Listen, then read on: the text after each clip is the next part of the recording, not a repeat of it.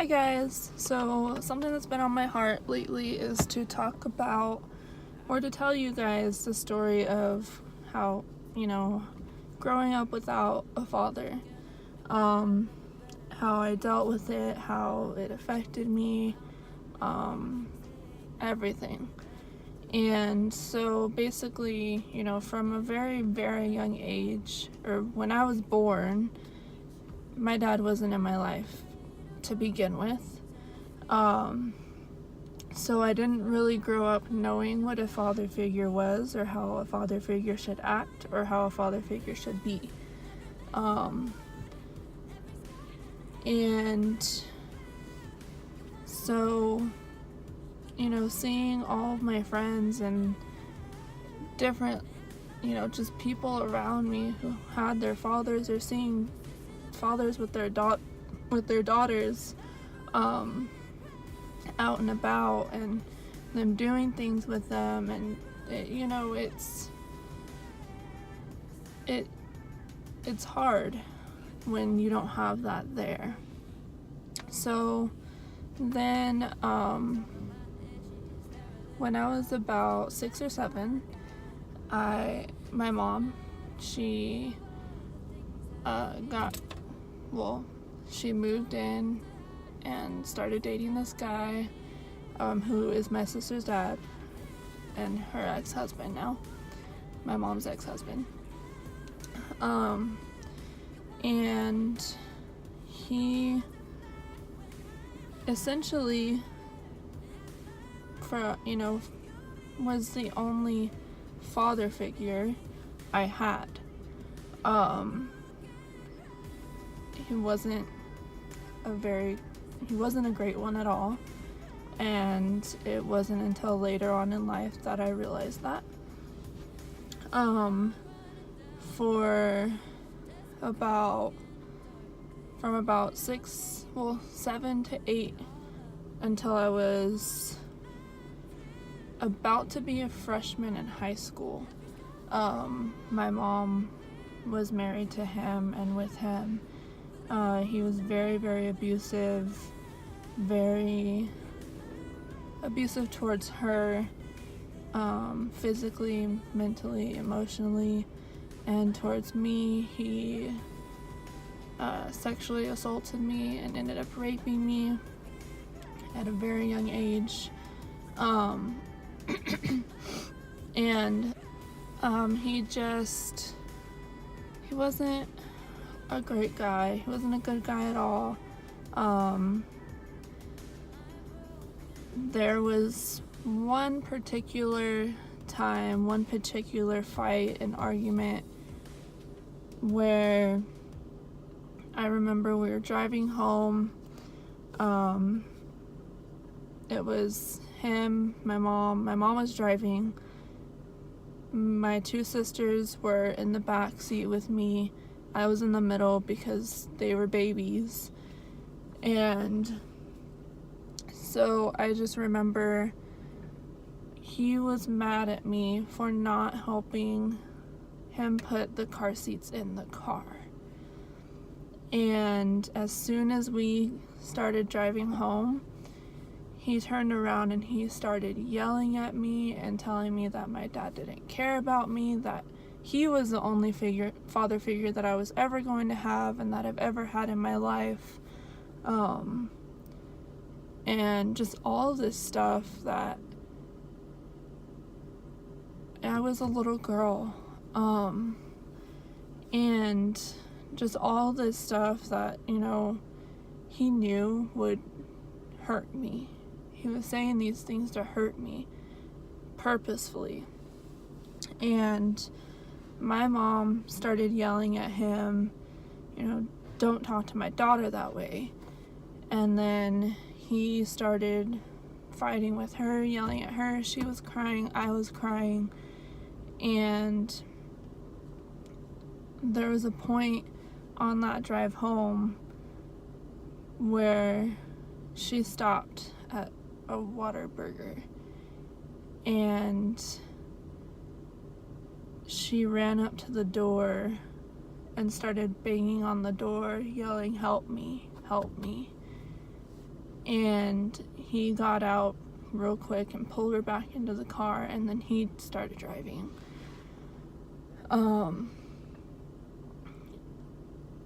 And I mean, it was insane. That's one of the worst ones that I remember, and that's one of the ones that I blamed myself for the longest time. And sorry.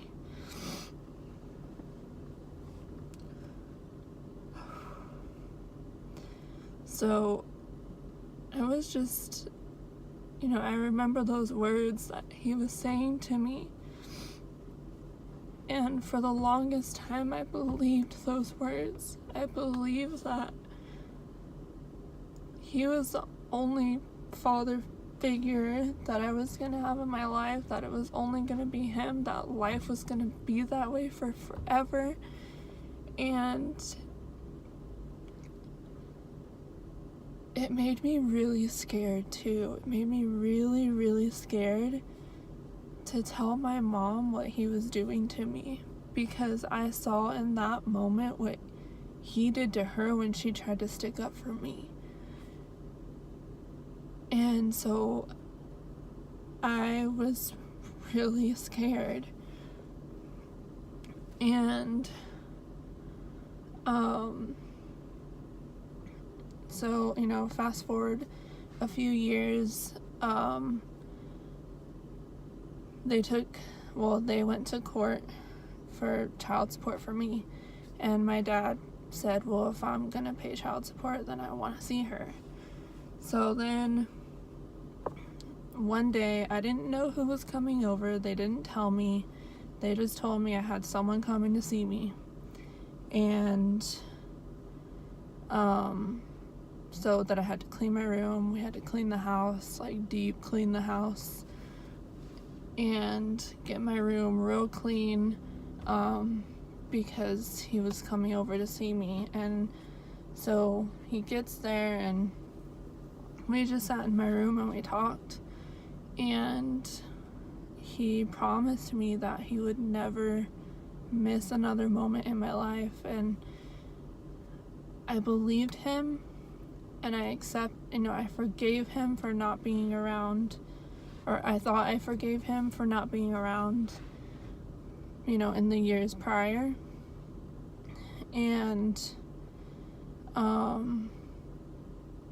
then the next time he came over with my stepmom and my sister, and then, a few times after that, I started going to their house, and I saw the abuse there. Well, I didn't necessarily see it like I was seeing it at my mom's house, but I knew that there was things going on.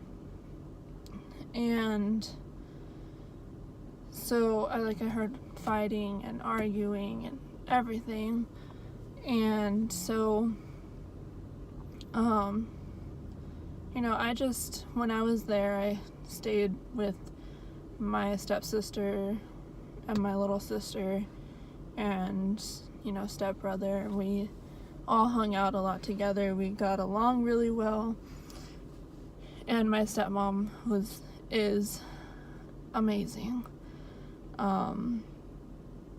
Despite the fact that my father, or my dad, was hitting her and beating her and doing all these horrible things to her, she never once hurt me.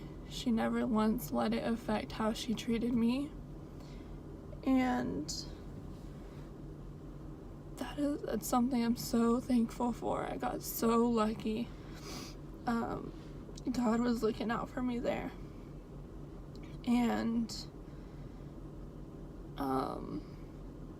she just amazing. She treated me like I was her own, even though my dad was over there doing all that stuff to her.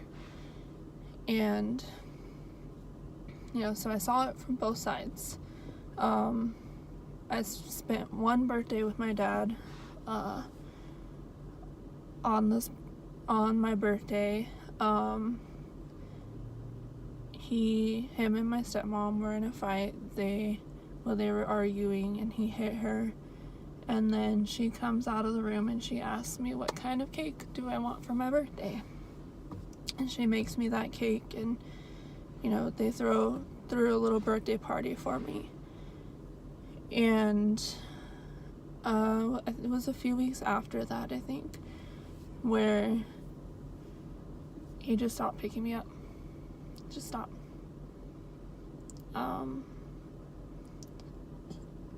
remember that night I was there with my bag packed, ready to go, really excited to go to my dad's house and see him and see my stepmom and see my sister and, everybody. And as the hours went by, I just sat there and waited and waited and waited for him to come get me. And he never did. And that hurt. It really hurt. I was very angry that he would step out of my life again. He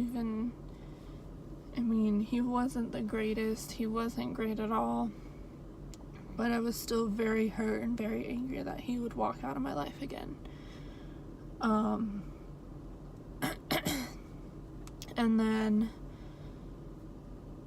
so a few years after that, I believe I was 14? I think 13, 14. It was right before my freshman year in high school. My mom came home one day, and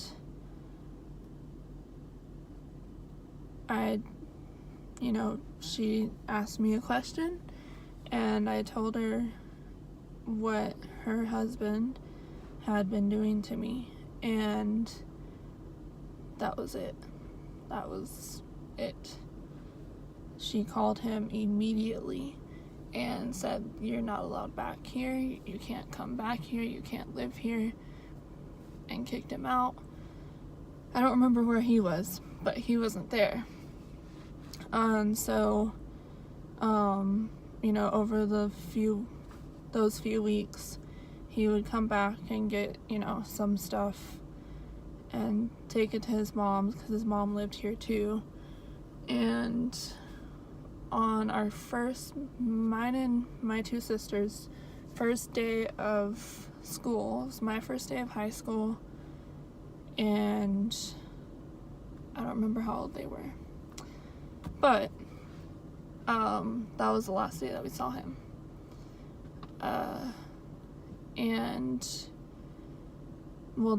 The last day that we saw him, that was when him and his mom moved. And,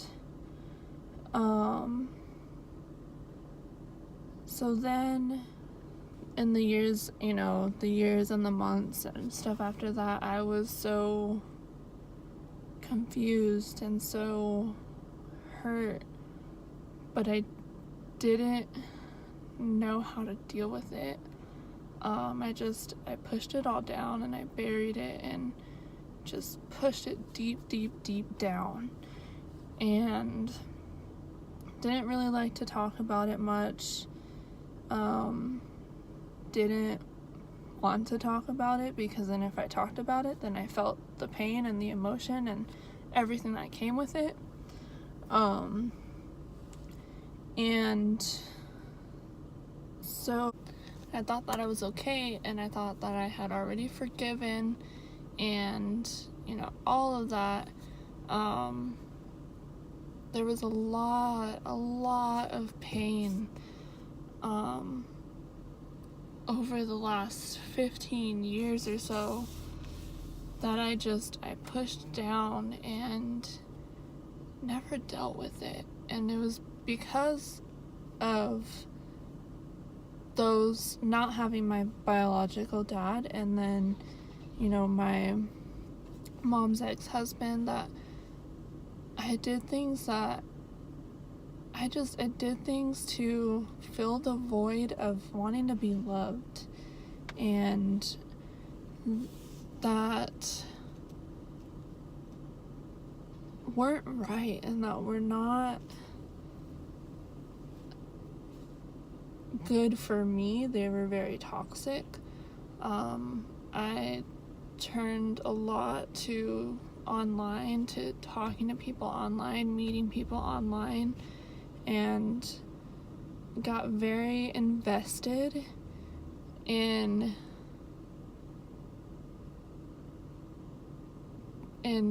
social media, and where it took up a lot of my time. Like,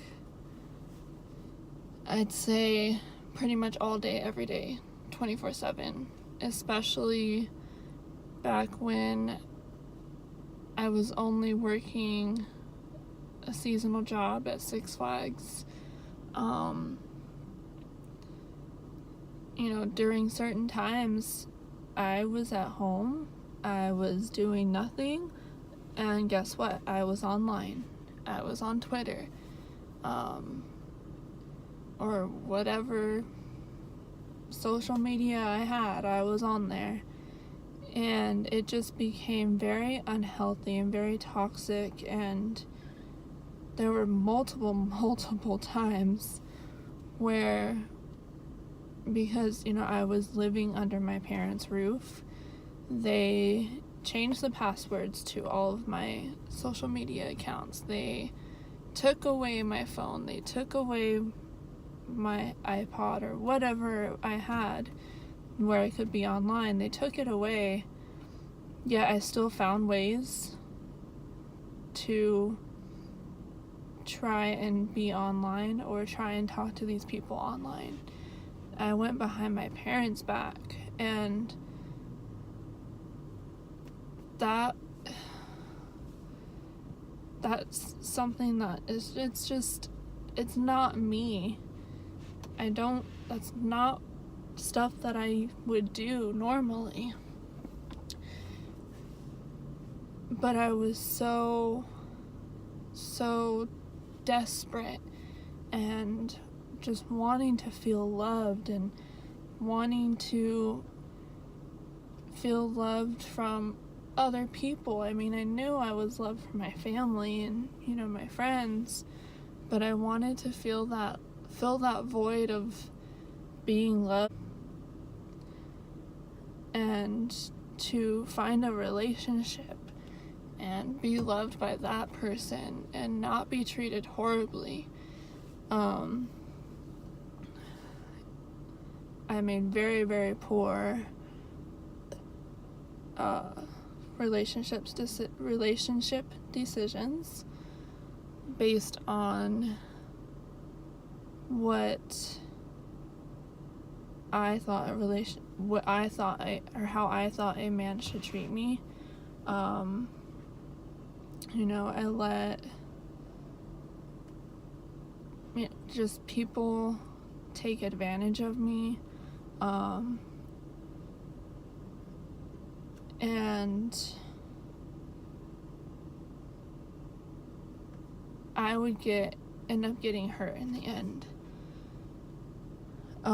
hurt even more in the end, because I was trying to do everything in my power and my will to please them, and I wasn't doing what was right for me, or what was healthy for me. It was very toxic, everything that I was doing. It got to a point where I was hanging out with someone and we were drinking all the time. We would have sex. He would do drugs. I would, do anything that he wanted me to do. And at one point, my eyes just opened and I realized this is not good. This is not a healthy relationship. This is not a healthy friendship. This is very toxic.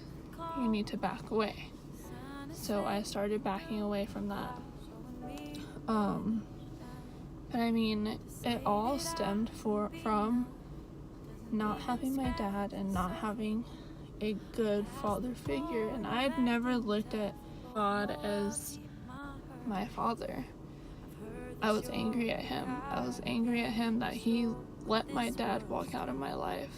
This is how I thought at that time. Like, he let my dad walk out of my life. He let my mom get with this guy who ended up abusing her and abusing me, and I saw so much things that that's just unimaginable. And this guy ended up taking my virginity, and it's like, God, why did you let all of this happen to me? If you loved me, you would not have let this happen to me. And that's how I used to think.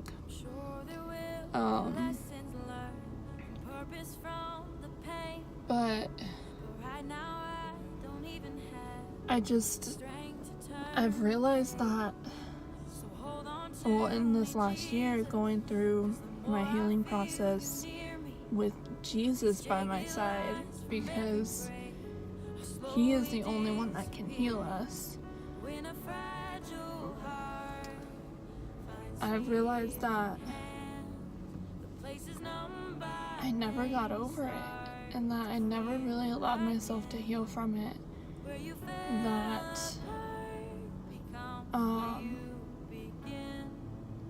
I never dealt with it.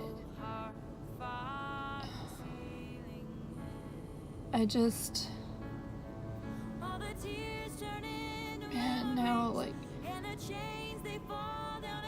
I realize that I've had a father all along, and that is my Heavenly Father, that is God, and that he's loved me all along,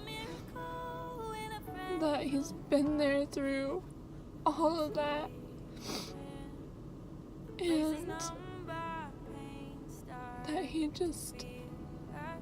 loves me, he loves you, and he will help you get through whatever you're going through.